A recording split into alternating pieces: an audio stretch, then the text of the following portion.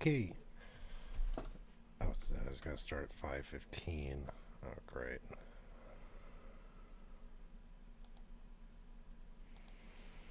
Oh, that's cool. Okay, so I guess there's nobody. Shit, how do I check?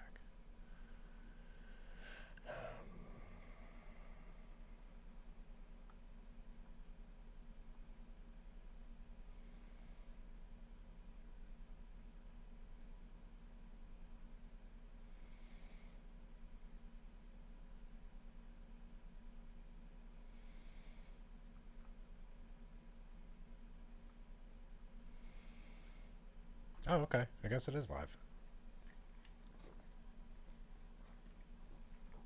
All right, gang. Sorry about the wait. I had a technical difficulties here for whatever reason. OBS wasn't wanting to work, but I mentioned that I had a question. Real quick, if you're not a part, I have a where is it? Like a website, right? It's just my name, DinoDell.com, and somewhere down here is a subscribe thing. I'll be honest, this just came with the website when I made it. You know, it was like already on there, and I didn't really do anything with it for a couple years, and I just didn't really know how to remove it. But you know, people have signed up over time, so now I'm trying to send out like a newsletter, I guess, which is really just an email from me with you know, early access to a video or whatever I made. We'll see where it goes, but for now, it's very, very basic stuff. So, and I mentioned it because I sent out earlier today a link to a new video. This one that won't be available to the public for about a week or so, where I just talk about unilateral, or I'm sorry, unequally disposed profile. So that'll be, if you really, really wanted to see that, you can just subscribe to the newsletter, send me an email, and I'll send it to you. But the question I wanted to answer came from a YouTube comment. So YouTube's kind of funny. It's really, really difficult for me to keep track of questions on it. I really have to copy and paste it and like put it in Google Docs or something, because the way YouTube works, shows me all the comments for every video, right? So somebody will say great or you suck or whatever, and it fills that out, and it's real, you know, a good question will get pushed to the bottom really, really quickly. Another thing, if you put a question in a reply and you don't tag me, I'll never see it, right? So if I respond to somebody and then you respond to me but you don't tag me, it just goes into the ether. I only see, it only send me like a notification when it's a direct comment on a video, not a reply to a comment. As far as question, you know, you can look up email is pretty easy to find. LinkedIn direct message works well, a little bit better than YouTube comments. I mean, like I said, YouTube comments are fine. I appreciate you putting them there, but if you have like a pressing question, and you know, if you have a question that's like really pressing, like it's for work or something, you know, you can just I do consulting as well. So if you want a question immediately, you know, money will solve that problem. But if you want it for free, I'm going to do it at my leisure.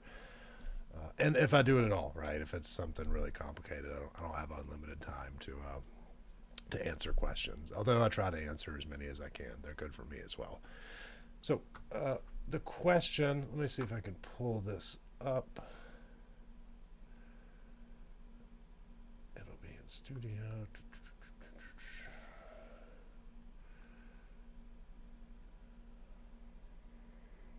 Okay. So the question is, if I have a triangle part with a hole in the center while measuring on a CMM, how do I create three mutually perpendicular planes, and how to locate the axis of the hole with respect to A, B, and C datums? In this triangle part, I took back face, bottom face, and one of the angle sides as datums, A, B, C, how to generate the datum reference frame. Oh, I don't know 100% what he's looking at, but this is an example in Y14.5, and oh geez, I hope I found my pen for my Wacom here. Jesus, totally unprepared today. Where's that little bugger?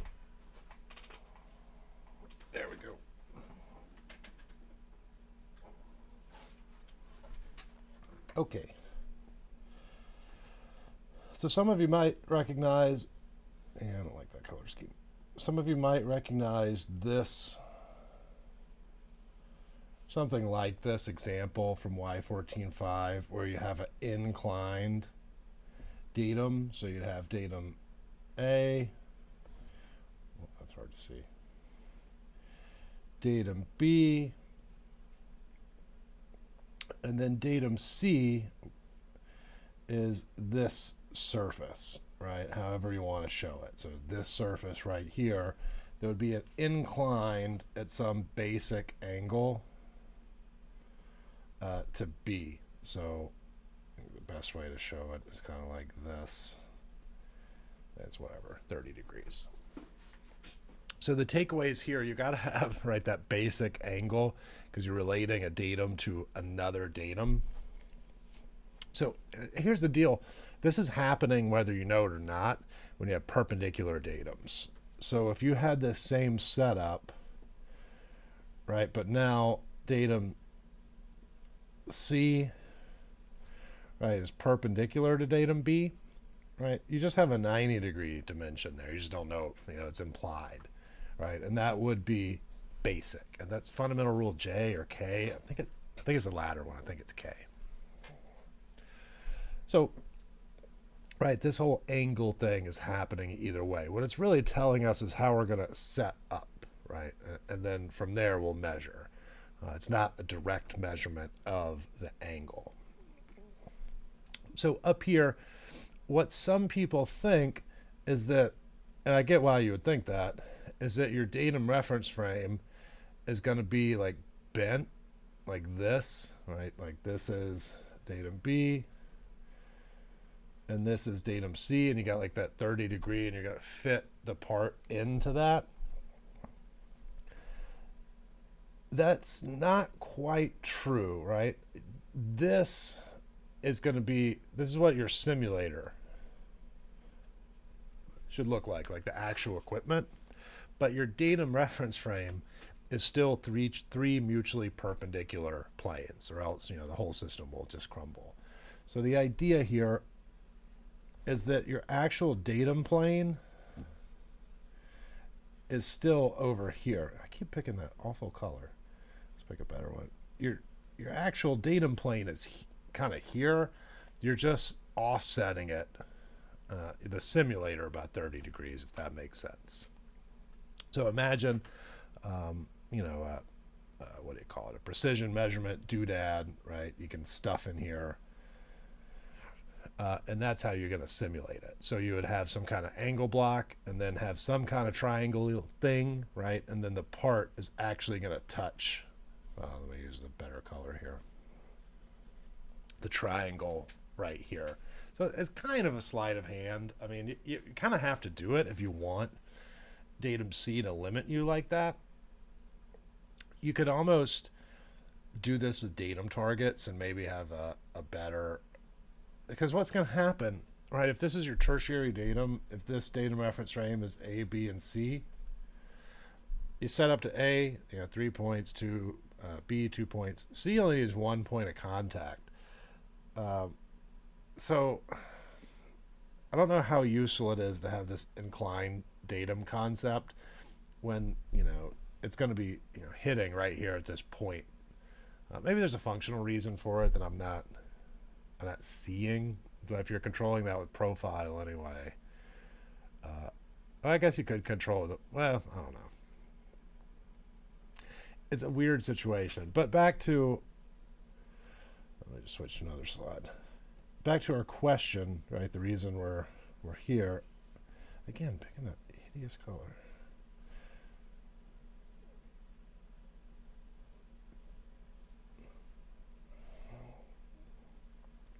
So I really like this gray background. I think it's easier on the eyes, but some of the colors I normally use for like a white background look awful, at least to me on my monitor screen right here. So I really like to use, I guess, blue for white backgrounds, but it looks terrible on this. So I'm trying to pick good colors. Okay, so I'm going to imagine this is what he has, like a Dorito part with a hole in the middle.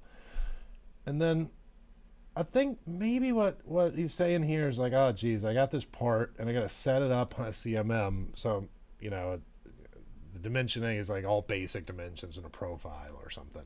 So it's like, okay, I got to basically make up my own datum reference frame so I can measure these stupid things, right? I can't just have profile all over. I'll never get repeatable measurements. Okay, so we're going to do A as like the bottom or the top side. Pick one of these as datum B, right? And then pick another one as datum C. This is a part that I think datum targets would really work well on.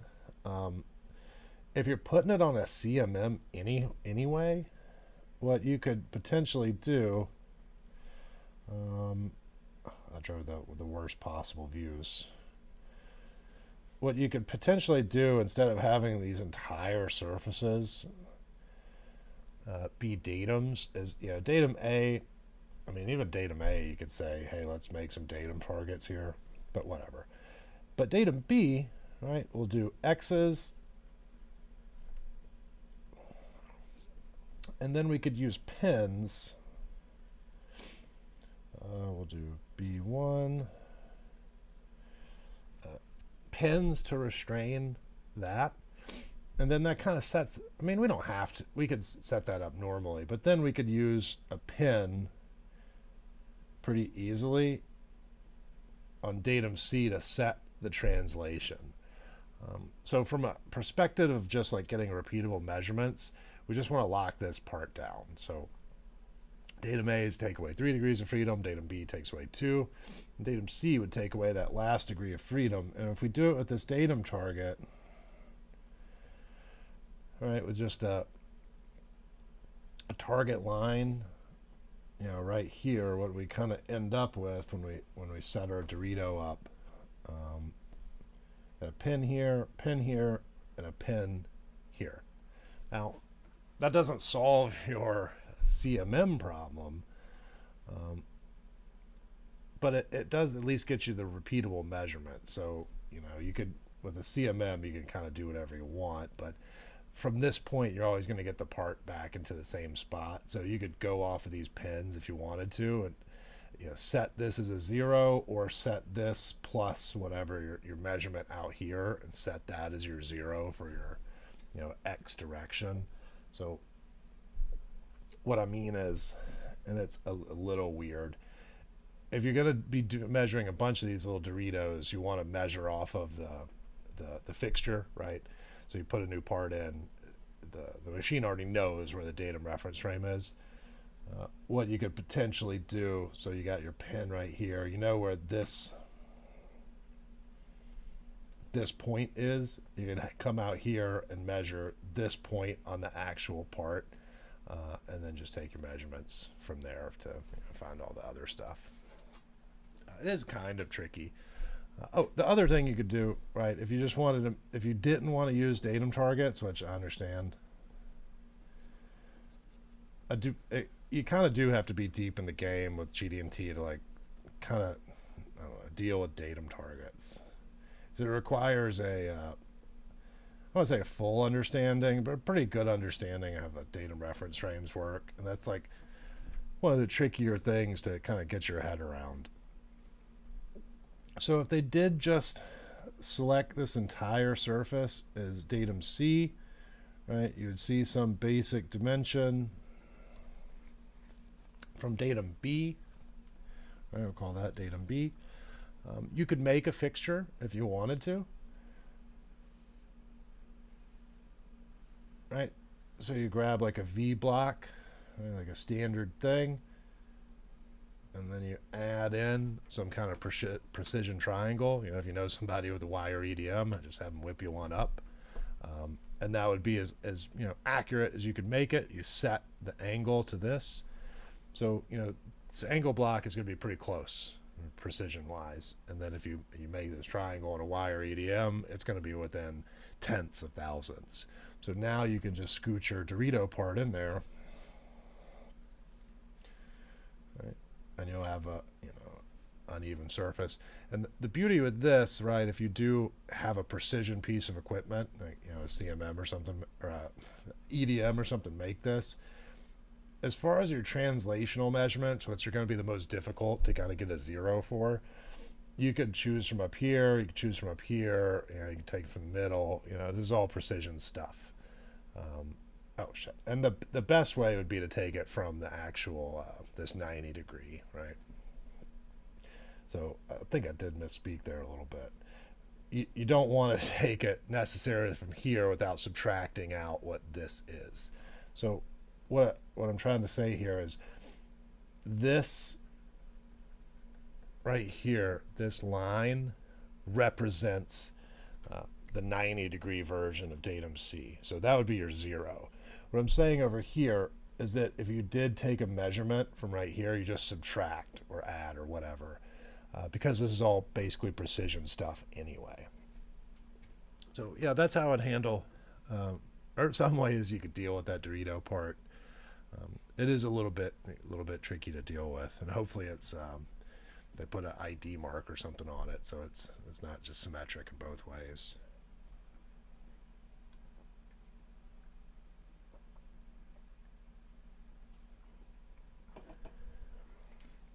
Okay.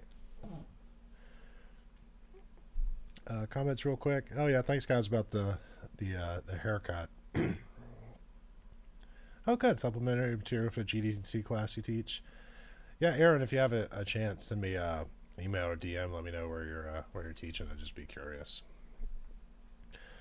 John Bogle. Yeah, the CMM's sweet. You know, the problem with the CMM, they go around and like measure something on the CMM, and they're like, oh, well, we measured it on the surface plate and it's different. Like, okay, well, why'd you measure it on the CMM for? If you measured it on the surface plate and it was good, then why bother? You know, you got these competing measurements, and I hate to say it, but it's like a drawing interpretation thing. People aren't exactly sure what the drawing is telling them.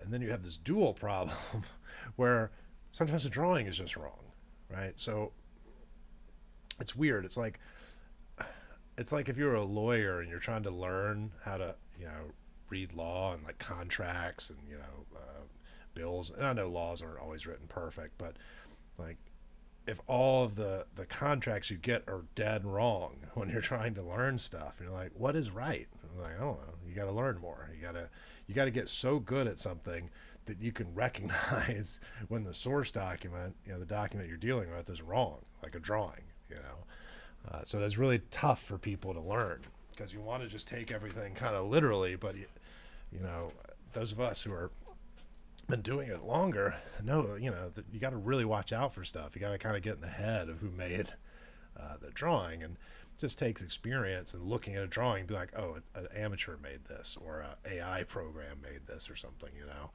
compared to something, you know, little details of like, oh, okay, this person, you know, knew what they were doing. Oh, okay, Brian. So how about a drop-in gauge fixture with a virtual condition boss to locate the hole? So unfortunately, actually, let's go to the next slide. It would be cool if we could use this technique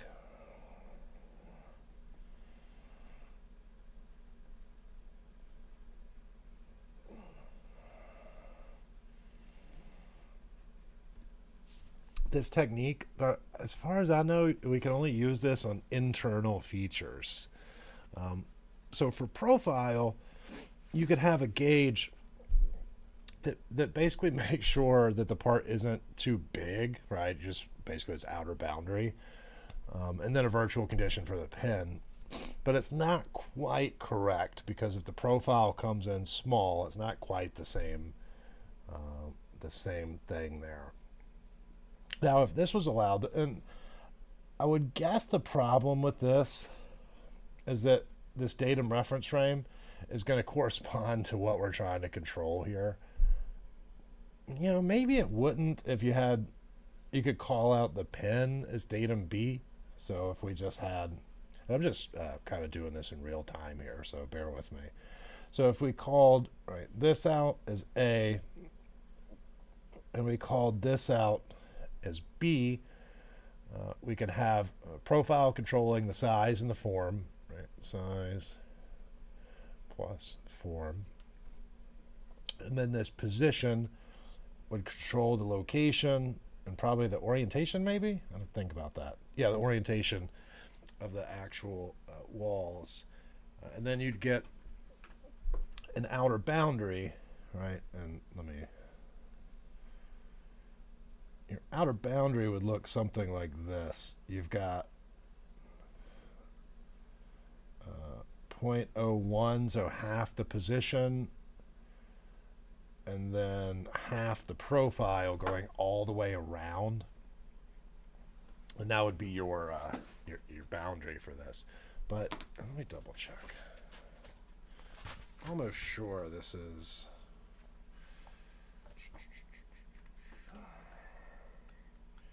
I should have grabbed 2018. Come on.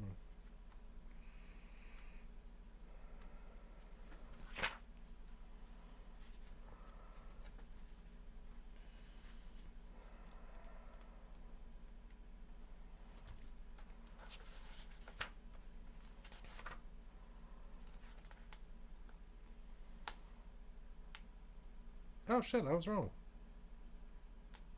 Okay, this is cool. You can do this with that external feature. Huh.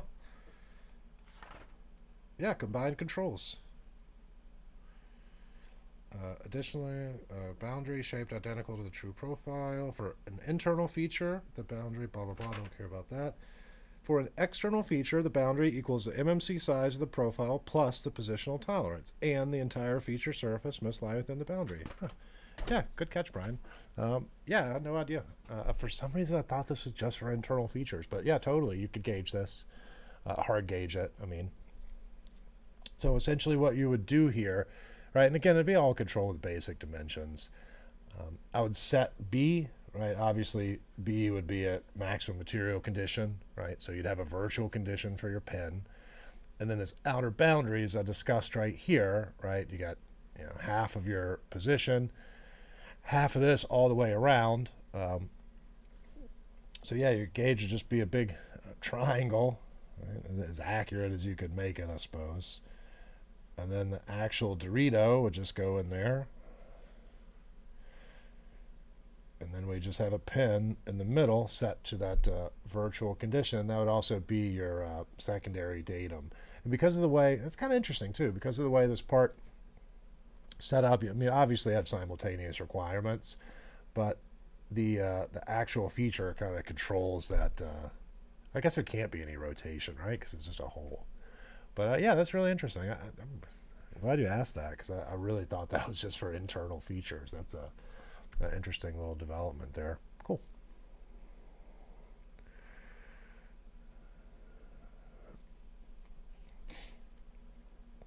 Yeah, right, John. Yeah, it's not always necessary to use a CMM, especially for some simple stuff. I mean, where it gets, as you guys know, what's difficult is location and orientation, right? You can measure all like how big something is. Like a lot of these, I think I've complained about this before, but you pick up a book that's like dimensional metrology, and it's like 500 ways to measure how big something is. Like that's okay. I mean, I'm sure it's important for certain items to make sure they're, get the gauge blocks out, make sure they're within a tenth of a thousandths. But the more difficult thing is figuring out where a hole is on like an engine block, right? That stuff is tricky, right? It's not easy. I'm not even that good at it. I can do the basics, but it requires a lot of on your feet thinking, like getting it's like Legos. You only have a limited amount of these tools to do this stuff with, and your boss isn't going to just let you buy really expensive one-time use things. So you walk into a place and you see them stacking up 1, 2, 3 blocks and angle blocks and clamps all over the place. It's not easy. That's an interesting question. What type of machine or tool you enjoy using the most? Huh. I don't know. I run an EDM machine. I bring it up for years, like part time. I spend a lot of time with that dumb machine. I like running coordinate measuring machines. You know, Zeiss machines. They're okay. I will say, you know, I've run Faro arms before. I don't like them as much as maybe it's because you have to do physical work. Like you've got to actually move the thing around. But I find they're just I was gonna say injury prone, but they're not athletes. You know, they break down. Like sometimes they just don't work. Unplug it, plug it back in. Like we ordered a couple of them, and like one of them just showed up not working. One time I went to a place to like train them on one. Again, even though I'm not an expert, and it broke.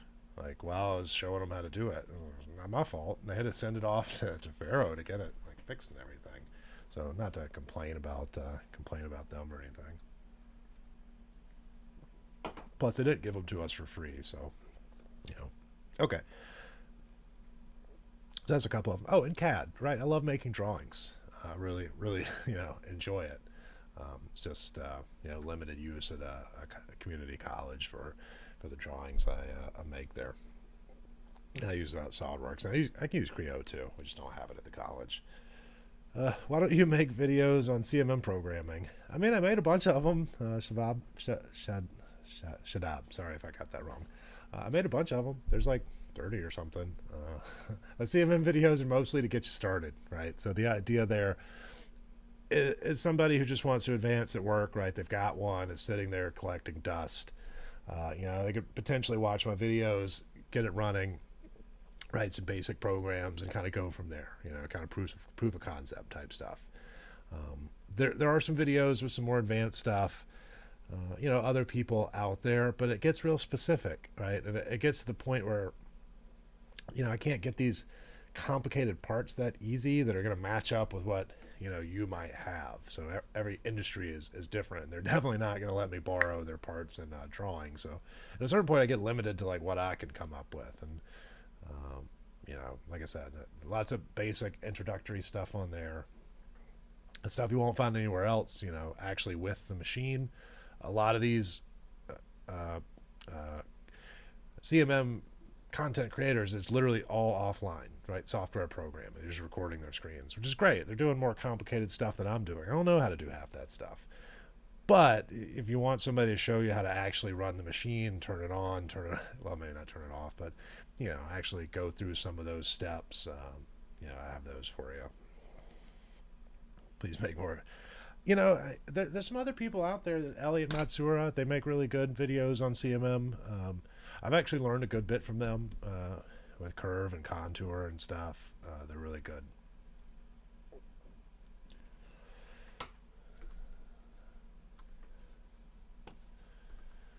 Okay.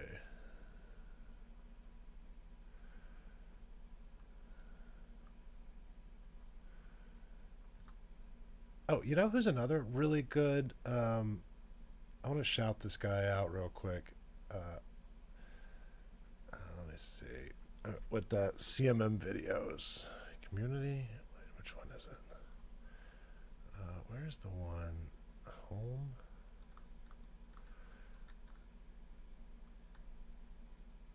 This guy. So this guy. Clipso, whatever, underscore GD&T. I think he'd call himself Mechanical World. Not a lot of views, but he's got really good, in detail videos on Zeiss and Calypso. I've actually learned a good amount of things from him. So I would check out that channel.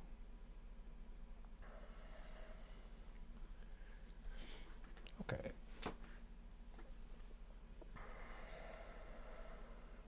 So how far are we in? 30 minutes. Oh, okay. 30 minutes. That's not bad.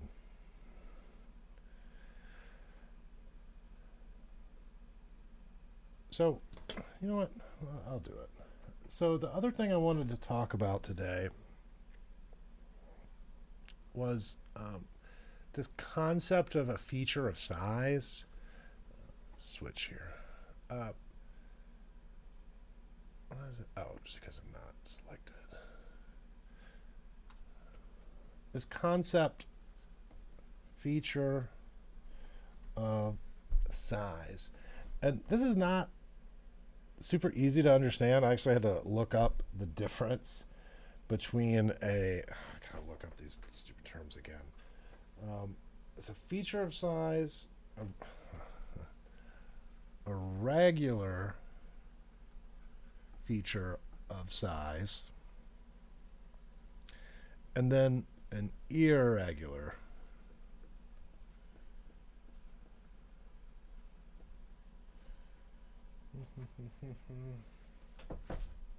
irregular feature of size. Oh. Okay. An irregular feature of size, which there's, two kinds. And let me come back here real quick. Right. So regular feature of size, if you've ever been to one of my trainings or watched one of my videos, I just say it's a directly toleranced feature, so a dimension and a tolerance, not basic, and two opposing points to measure, right? Opposing points is like the key takeaway, something you could get a dial caliper around. So the official definition is one cylindrical or spherical surface, a circular element, and a set of two opposed parallel elements or opposed parallel surfaces, each of which is associated with a directly toleranced dimension. See, this is why I try to boil down this stuff and make it simpler, because I think the grammar is wrong. It says one cylindrical or spherical surface, a circular element. I think they meant to say or a set of two opposed parallel elements. So when they make like mistakes like that, it's really hard to follow. And if English is your second language, like, I'm sorry, like this is not, I feel your pain. It's not easy for first language speakers either. Okay, so a cylindrical surface, we'll just say cylinder. A sphere, again, opposing points to measurement. Circular element,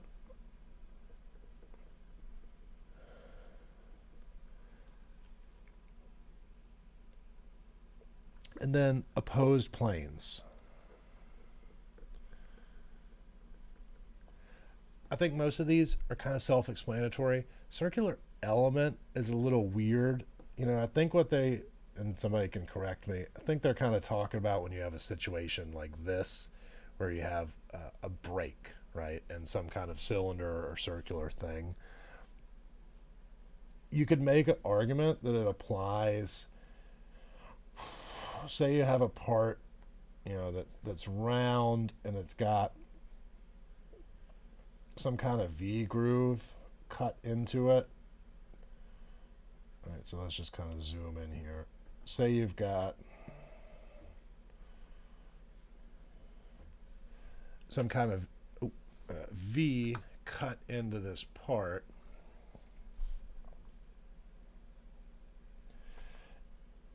This corresponds to this, right? So you got a circular element.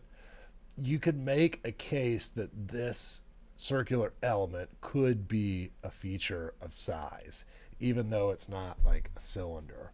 Now, I don't think it's a great feature of size because it's really difficult to kind of simulate. And I think that's what they're going with here. Again, you can correct me in the comments if you have a better idea there. Next, and those are regular features of size. That's normal, everyday type stuff. Our irregular feature of size falls into two categories.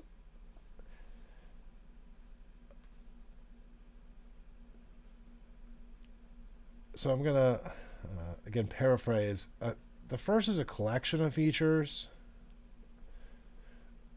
that make a regular feature of size. And I'll explain what I mean there. A collection of features that make a regular feature of size. So say you have a part with like 3 pins pressed into it. Right, like this. You could specify that you want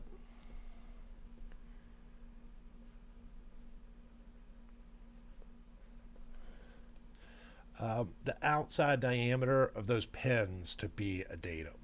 So I could capture that, right? I could grab that in like a chuck or whatever. I mean, I couldn't spin it around in a V block. That's not going to happen. But that could be a feature of size. And something we would probably use as like a datum feature, right? And you'll see this, I think, more in the datum section.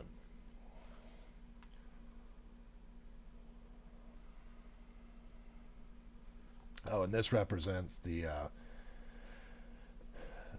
our actual mating envelope, right? And the same thing could be said, you know, for something like this. I wouldn't call this a collection of features, but our actual mating envelope, right, doesn't change.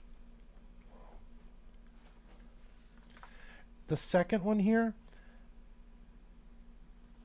well, let me read the definition for the first one real quick. So A is a directly tolerance feature or collection of features that may contain or be contained by an actual mating envelope that is a sphere, cylinder, or pair of parallel planes. Okay. Now, the next one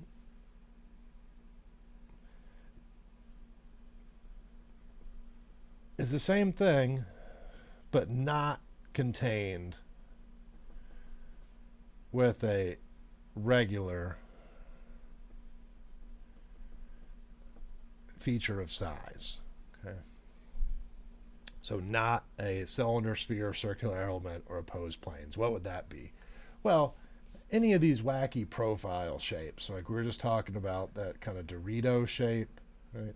If you have a part like this feature would be difficult to directly tolerance. You would want to use profile with that. But if you did direct, like I'm saying, plus or minus dimensions, you wouldn't be able to effectively simulate that with a, you know, maybe you could make an argument with a sphere, but it's getting iffy there. So I'd call that an irregular feature of size. And, you know, I guess it doesn't have a good name for it. It's just called B. Again, you don't normally have to worry about this, and, you know, you can correct me in the comments, but most of the time this, you might run into this first one sometimes, but most things are just going to be a regular feature of size, or they're just going to be controlled with a profile. What's the hardest thing you had to do or make? Oh, geez, I don't know.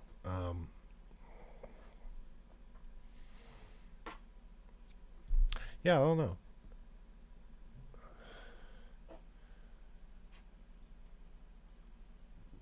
Okay, guys, we're at about 40 minutes.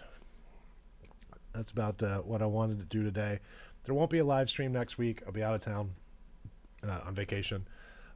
There will be a video coming out on Monday.